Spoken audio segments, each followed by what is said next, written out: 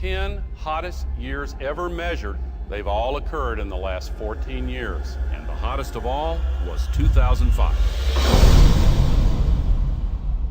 The scientific consensus Is that we are causing global warming.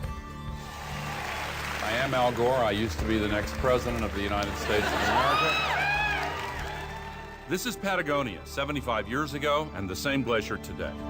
This is Mount Kilimanjaro 30 years ago and last year. Within the decade, there will be no more snows of Kilimanjaro. This is really not a political issue so much as a moral issue.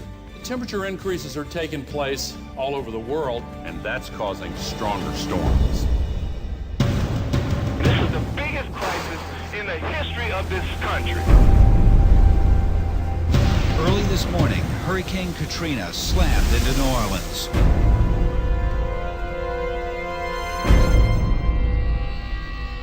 Is it possible that we should prepare against other threats besides terrorists? From Paramount Classics comes a film that has shocked audiences everywhere they've seen it. The Arctic is experiencing faster melting. If this were to go, sea level worldwide would go up 20 feet. This is what would happen in Florida. Around Shanghai, home to 40 million people. The area around Calcutta, 60 million. Here's Manhattan. The World Trade Center Memorial would be underwater.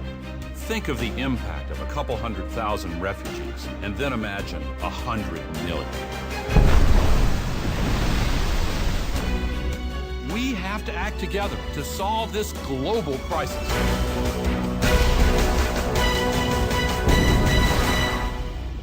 Our ability to live is what is at stake.